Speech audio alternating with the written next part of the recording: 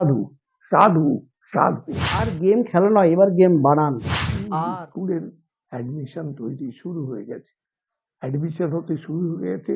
একদম গোড়ার দিন থেকে আমি এই স্কুলের সঙ্গে জড়িত আছি। স্বপ্নে শয়নে স্বপনে জাগরণে সব সবসময় এই স্কুলের চিন্তা ভাবনা করি, স্কুল সম্পর্কে। স্কুলটা কেন, স্কুলটা আমার হাতে তৈরি একদম বলা যেতে পারে। তো যাই হোক, সিটি স্কুল অনেক বড় হবে, এর যে আসল লোক মির্জা, সে তো আমার অত্যন্ত ঘনিষ্ঠ, দারুণ ছেলে, কর্মঠ ছেলে, অত্যন্ত কাজের ছেলে। এবং আমার সবচেয়ে ভালো লেগেছে যখন শুনলাম যে সেটা স্কুল করছে। স্কুলটা করা, এখন স্কুল মানে ভালো স্কুল করা, বোমামাদা স্কুল নয় নিশ্চয়ই। এরকম স্কুল একটা করা আমাদের দরকার। আমাদের শিক্ষার অগ্রগতি, শিক্ষার মানকে উন্নত করা, সবকিছু স্কুলের মাধ্যমে কয়েকজনের সঙ্গে কথা বলে আমি বুঝতে পেরেছি। ফলে এটা অত্যন্ত জরুরি ছিল এবং মির্জা এটি খুব ভালোভাবে সম্পন্ন করতে পেরেছি বলে আমার মনে হয়। আরো বড় হবে স্কুল, আরো বড় হবে, তখন আমাকে ডাকবে কিনা অবশ্যই যাই না, যাকে সে আলাদা, কিন্তু অনেক বড় হবে।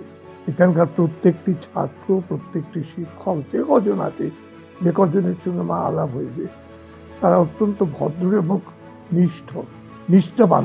তারা ছাত্রছাত্রীদের খেয়াল রাখেন, ভালো করে পড়াশোনা। আসলটা এখন পড়াশোনা যেটা প্রায় উঠতে বসেছে, সেই পড়াশোনাটা ভালো করে করানো হয়, এইটুকুনি বলতে পারি। আরো বড় হবে, আরো বড় হবে।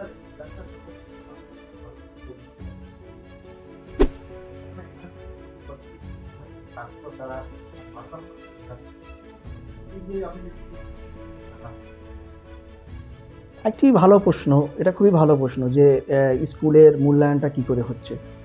স্কুলের মূল্যায়ন তার প্রত্যেক বছরে যে বোর্ড এক্সামগুলো হয় বা বিভিন্ন যে বাচ্চাদের যে বিভিন্ন কম্পিটিটিভ এক্সামগুলো হয়, যে এন্ট্রান্সগুলো হয়, সেগুলো থেকে তারা কি সাফল্য পাচ্ছে। তো আমি এই ব্যাপারে বলবো যে এরা অত্যন্ত প্রত্যন্ত গ্রামের হলেও, বাচ্চাগুলো প্রত্যন্ত গ্রামের হতে পারে, কিন্তু আমরা খুব কলকাতার কাছাকাছি থাকা সত্ত্বেও এই ভাঙড়টি একটি প্রত্যন্ত এলাকায় পড়ে গেছে। শিক্ষা দীক্ষায় অনেকটা পিছিয়ে ভাঙড়, কিন্তু তারপরেও আমাদের সন্তানেরা প্রত্যেকটি বছর বোর্ড এক্সামে তারা নজর কাড়া রেজাল্ট করছে। এছাড়াও ভারতবর্ষে যে বিভিন্ন স্কলারশিপগুলো হচ্ছে, সেই টেস্টেও তারা র্যাঙ্ক করছে। লাস্ট ইয়ার যে নেভির এক্সামটা হলো, সেখানেও আমার বাচ্চারা লাস্ট টপারে এলো। তো এক্ষেত্রে বলা যেতে পারে যে এদের মধ্যে মেধা আছে। এই গ্রামের বাচ্চা হতে পারে, কিন্তু এদের মধ্যে দারুণ মেধা আছে। আর আমরা আমাদের শিক্ষকেরা সেই মেধাটাই তুলে আনার চেষ্টা করছে, এবং আমরা এটা চেষ্টা করে যাব। আশা করছি আমাদের যে স্বপ্ন, এখান থেকে একটি না দুটি না, এখান থেকে শয়ে শয়ে ডাক্তার বার হবে। এই বাচ্চাদের মধ্যে লুকিয়ে আছে ডাক্তার, এই বাচ্চাদের মধ্যে লুকিয়ে আছে ইঞ্জিনিয়ার, এদের মধ্যে লুকিয়ে আছে IPS officer, BDO, IAS officer. এবং আমি খুব বিশ্বাস করি এই ভাঙড় থেকেই, এই স্কুল থেকেই বেরোবে। আমার যে মূল লক্ষ্য হলো এখান থেকে একজন হলেও আইপিএস অফিসার বার করা। আর একজন আইপিএস অফিসার যদি বার করার প্রচেষ্টা করি, তাহলে শয়ে শয়ে ডাক্তার বেরিয়ে যাবে। এটা আমার বিশ্বাস, এবং সেটা পারবই। এই আমার বাচ্চারা পারবেই, এটা আমার দৃঢ় বিশ্বাস।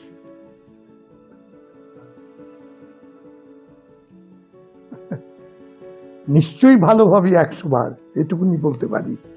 একটা অধ্যাবসায় কেন্দ্র, স্কুল, শিক্ষকতা, যোগ্যতা, শিক্ষার মান, এগুলোই তো সবসময় ভাবি, যেটা সিটি ইংলিশ স্কুলের মধ্যে আমি দেখতে পেয়েছি। এখানকার অধ্যাপকরা, এখানকার ছাত্ররা, এখানকার শিক্ষক শিক্ষিকা যারা আছেন, তারা কঠোর পরিশ্রম করেন এই একটা বাচ্চা তৈরি করেন। বাচ্চা তৈরি মানে খারাপ ভাবে নেবেন না, স্কুলটা তো একটা শিক্ষার জায়গা, যে শিক্ষাটা আমাদের মধ্যে, যেমন আমার ছোটবেলার যারা মাস্টারমশাই, তারা যে শিক্ষা দিয়ে গেছেন, আমি তো সেই শিক্ষাটা চলবার চেষ্টা করছি।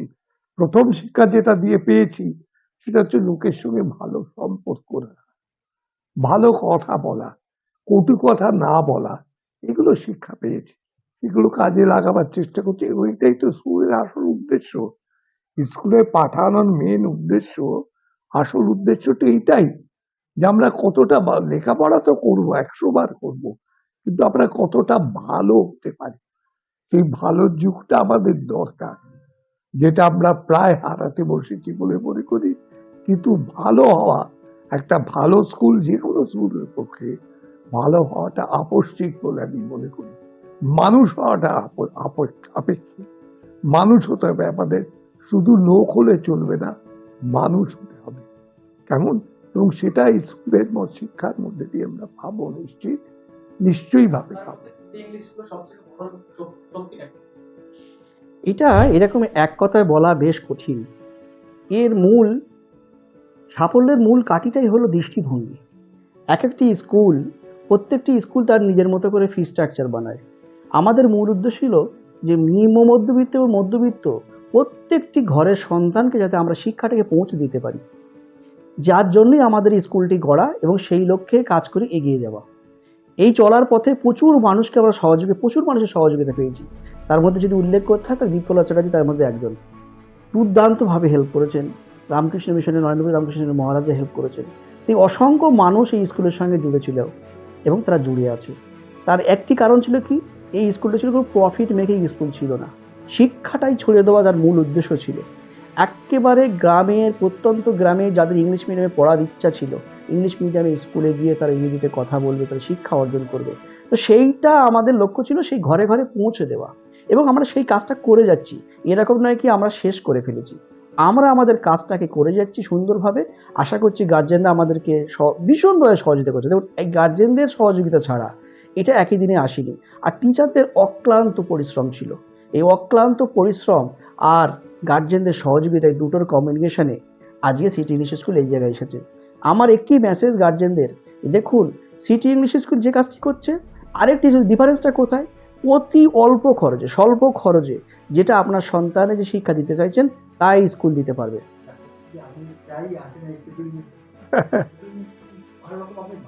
হ্যাঁ,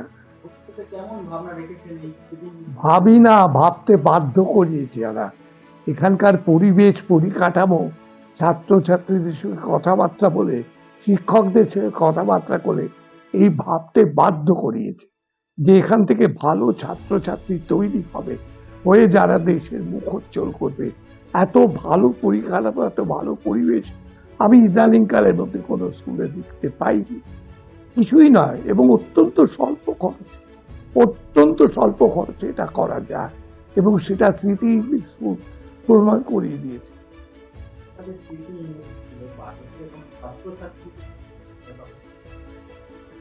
হ্যাঁ, এটা ভালো প্রশ্ন করেছেন, এর উত্তর আছে, সবকিছু আছে। একটা বাইরের লোককে ডেকে আনলাম আমরা, তার তো থাকার একটা ব্যবস্থা করতে হবে, তাই সেটা না করলে তার অভিভাবক কেন তাকে বাইরে থেকে ছেড়ে। সুতরাং এখানে সব ব্যবস্থা আছে, অত্যন্ত অল্প খরচে। বিরাট যে একটা খরচা তা নয়, উইথ এসি রুম আর কি, এয়ার কন্ডিশন রুম, এটাও আপনারা পাবেন। আপনারা মানে আপনাদের ছাত্রছাত্রীরা, সন্তানরা পাবে। এবং আপনারা একবারটি, ওই জন্য বলছি, ঘুরে যান, দেখে যান এবং প্রত্যক্ষ করে যান এটা কিরাম স্কুল, এবং তার পরিণতিটা কি সেটাও আপনারা প্রত্যক্ষ করবেন।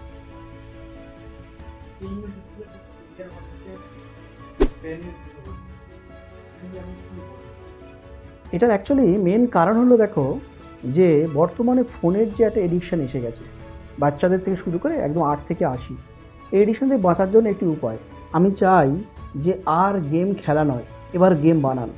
বাচ্চারা থেকে শুরু করে সবাই, আর গেম খেলা নয়, এবার গেম বানান। আর মা বাবার বকা নয়, এবার ফোনটাকে একটি অর্থ উপার্জনের জায়গা করে নেওয়ার জন্য সময় এসেছে। আর কার্টুন বানানো নয়, কার্টুন দেখা নয়, এবার কার্টুন বানান। এই লক্ষ্য নিয়েই আমরা আর ওয়েব পেজ দেখবো না, এবার ওয়েব পেজ বানাবো। আজকে যদি একটি ওয়েব পেজ জানা কোনো ছেলে থাকে, তার চাকরির অভাব হবে না। কারণ এখন এমন কোনো কোম্পানি নেই যার ওয়েব পেজ নেই। এক্ষুনি যার মার্কেট ভ্যালু, আপনি যদি এক্ষুনি দেখেন যে অনলাইন গেমের যে মার্কেট ভ্যালু আজকে $700 মিলিয়ন। আজকে যদি আমি গ্রাফিক ডিজাইন দেখি, তার মার্কেট ভ্যালু। তো আজকে আগামী দিনে যে এআই আসছে, আজ এআই এর মার্কেট ভ্যালুটা ক্রমবর্ধমান, ঊর্ধ্বমুখী। আজ যদি আমি যুগের সঙ্গে, সময়ের সঙ্গে নিজেকে চেঞ্জ না করি, তাহলে সময় আমাকে চেঞ্জ করে দেবে। যেমন কোডাক থেকে করেছে, যেমন নোকিয়া আজকে উঠতে পারলো না। তো এইভাবে আমাদেরকে প্রত্যেককে চেঞ্জ করতে হবে, নিজেকে চেঞ্জ হতে হবে। আমরা বাচ্চাকে আর ফোন দেব কার্টুন দেখানোর জন্য নয়, কার্টুন বানানোর জন্য। আমরা বাচ্চাকে ফোন দেব গেম খেলার জন্য নয়, গেম বানানোর জন্য। তাহলে তার মধ্যে যেমন একটি ক্রিয়েটিভিটি মাইন্ড চলে আসবে, সেটা অর্থ উপার্জনের একটি জায়গা হবে এবং সে আগামী দিনে দেশের ভবিষ্যতে রূপান্তরিত হবে। তাই প্রত্যেকটি যুবক ছেলের, প্রত্যেকটি একদম ক্লাস 5 থেকে আর একদম আপ টু গ্রাজুয়েশন কমপ্লিট করা ছেলে, যে বেকার ছেলেটি বসে আছে, আমি চাই প্রত্যেকের ঘরে এটা পৌঁছাক এবং প্রত্যেকে এই এডুকেশনের সঙ্গে যুক্ত হোক। তারা তাদের কেরিয়ার ঘর থেকে ফ্রিল্যান্সিং, যে ফ্রিল্যান্সিংয়ের মার্কেট এত উন্নত হয়েছে, আজ এত হাই হয়ে গেছে ফ্রিল্যান্সিং, ঘরে বসে যেটা ইনকাম করা যায়, ঘরে বসে তার কোনো কোম্পানিতে যেতে হয় না, কোনো কোম্পানি চাকরি করতে হয় না, জাস্ট ক্লায়েন্টের অর্ডার নিয়েই সে ঘরে বসে ডলার ইনকাম করতে পারে। 30,000 টাকা মাসে ইনকাম করা একটা ফ্রিল্যান্সারের কোনো ব্যাপারই না। তাই আমি চাই প্রত্যেকটি ঘরে এই এডুকেশন পৌঁছাক। আপনারা সবাই, এই দুটো মোড আছে, একটি অফলাইন, একটি অনলাইন। আপনি অনেক দূরে আছেন, এই ভিডিও দেখে কেউ মুর্শিদাবাদ থেকে, কেউ নদিয়া থেকে ভাবছে আমি কি করে করব, প্রত্যেকে করতে পারবেন। সে অনলাইন মোড ক্লাস করবে, যে এখানে থাকবে অফলাইন মোড করবে, দুটো ক্ষেত্রেই শিক্ষকরা সমানভাবে হেল্প করবে। আমার যে বলার উদ্দেশ্য হলো, প্রত্যেকে সমানভাবে সঠিকভাবে শিখতে পারবে।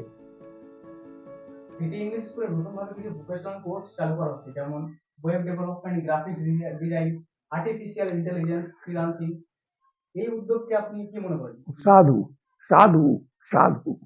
এর অনেক আগে হওয়া উচিত চলেছে, কিন্তু এটা যে একটা অত্যন্ত সাধু প্রচেষ্টা, এ বিষয়ে কোনো সন্দেহ নেই। যে আজকে মার্কেটিং এর ব্যাপার বা যে কোনো এইসব এই টেকনিক্যাল ব্যাপার যেগুলো আছে, সেগুলো একটা ট্রেনিং, এগুলো ট্রেনিং পেলে লোকেরা নিশ্চয়ই ভালো হবে, ছাত্রছাত্রীরা উন্নত হবে। সেগুলো আমরা দেবার চেষ্টা করছি এবং সিটি স্কুল তার মধ্যে সবচেয়ে প্রথমে থাকলে এইসব ভোকেশনাল ট্রেনিং যেগুলো, সেগুলো থেকে বেরিয়ে আসা সুন্দরভাবে করবে। কেন ওদের চেষ্টা আছে, পরিশ্রম আছে, সফলতা ওরা পাবেই, এ বিষয়ে বলতে পারি। কোনদিন দেখবো অমুক জায়গায়, যে যেমন নাসাতে মহাকাশে যাচ্ছে, দেখবো সিটি ইংলিশ স্কুল থেকে একটি ছেলে বেরিয়েছে যে মহাকাশে যাচ্ছে অদূর ভবিষ্যতে। এটা দেখবার জন্য আমি বসে রইলাম, কতদিন বেঁচে থাকবো জানি না, কিন্তু বেঁচে থাকতে হবে আমাকে এইটা দেখার জন্য অন্তত, যে সিটি ইংলিশ স্কুলের একটা ছাত্র আজ মহাকাশে যাচ্ছে। এটা যে আমার কি আনন্দ হবে সেটা বলে আমি বোঝাতে পারবো না। ধন্যবাদ।